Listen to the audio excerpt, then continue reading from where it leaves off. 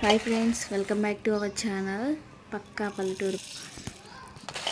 Hi friends, ఎలా ఉన్నారండి? బాగున్నారా? వెల్కమ్ టు అవర్ ఛానల్ అండి పక్కా పల్లెటూరు పిల్ల. ఈరోజైతే కందులు చేలో పండాయండి. ఆ కందులు తీసుకొచ్చి ఇంటికి కడిగి ఎండపోసి వేయించామండి. పొయ్యి మీద కట్టెల పొయ్యి మీద వేయించి ఇప్పుడైతే ఉసిరికాయలు వేసి పప్పు చేస్తున్నానండి.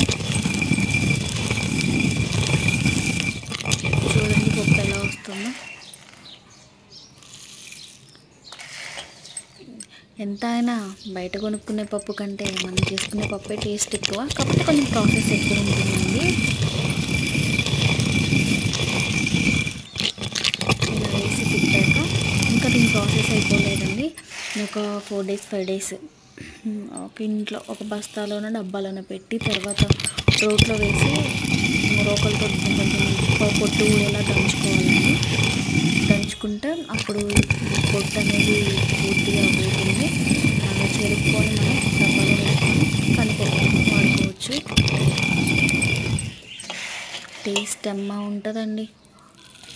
మనం కొనుక్కునే పప్పు కంటే ఈ పప్పు మనం చేసుకునే పప్పు తింటుంటే తినబుద్ధి అవుతుంది. టేస్ట్ బాగుంటుందండి.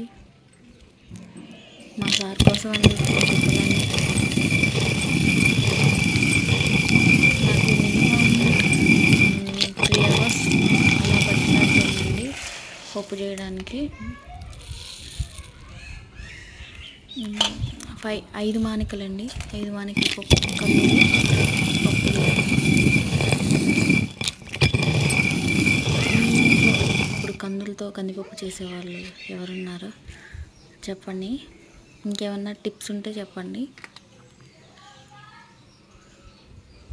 ఓకే, థ్యాంక్ యూ అండి. చూడండి,